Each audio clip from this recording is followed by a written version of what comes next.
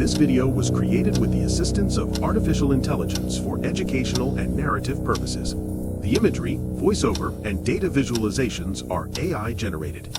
The financial estimates and historical interpretations presented are based on available research, but are subject to debate and may contain simplifications.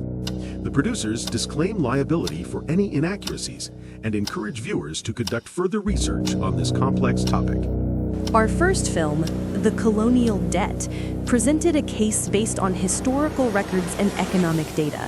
We laid out the facts. $200 trillion, 100,000 tons of gold, millions of lives. The numbers were staggering, yet for some, the reaction was not shock, but a shrug.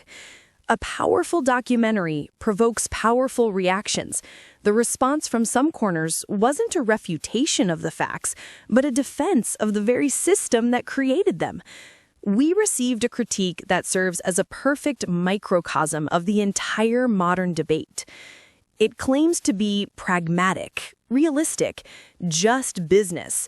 But what if this realism is itself a fantasy? Today, we place that defense on the witness stand. Let's listen to the argument, and then let's dissect it. Arguments for reparations are confessions of failure. It's just business. Africa needs the West more. The dream of African liberation is stupid. Natural resources are worthless without Western intellect.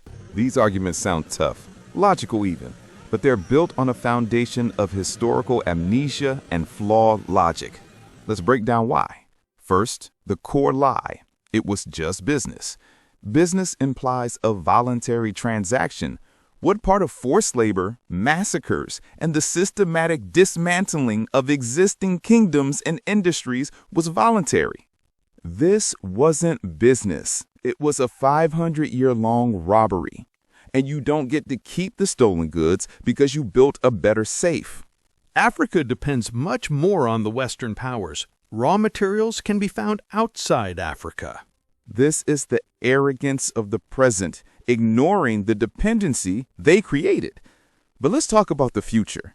The green energy revolution, the tech in your pocket, it runs on cobalt, lithium, coltan. Africa holds the keys.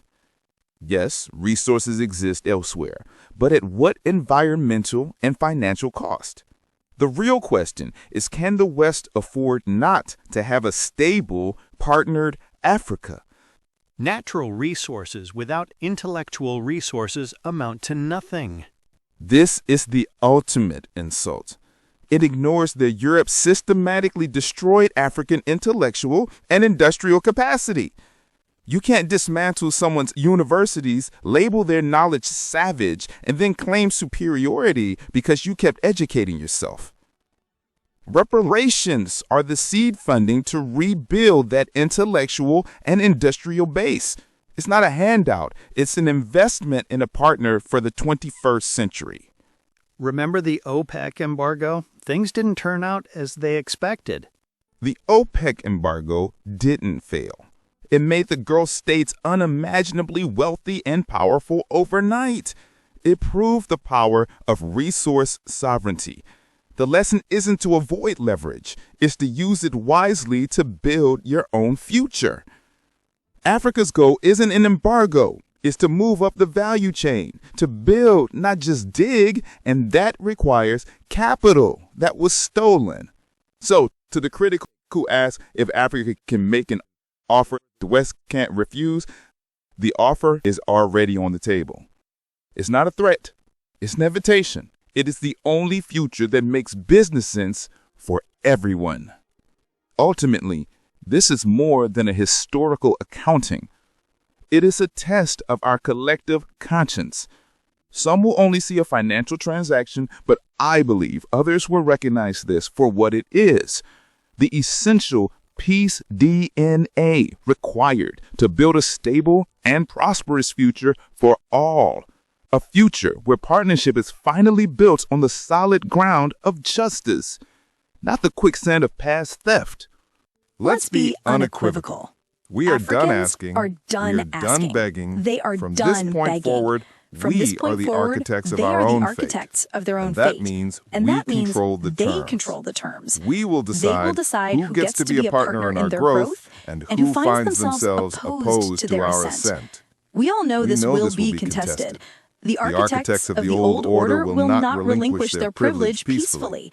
But they should know this. They have inadvertently been our the trainers of the Africans for 5 centuries. You trained They us trained to them endure the the unbearable. Where comfort can weaken, hardship forged an unparalleled resilience. They You have, in their your quest to break us, the Africans, created a people who cannot be broken. So let them come with whatever intentions they hold, good or ill. This time, we will not stand with our arms crossed. We are ready. They are ready. The script has not just been flipped, it has been rewritten by Africans. If you learned something and are like me and search for the truth, do me a favor, follow and hit that subscribe button for more content.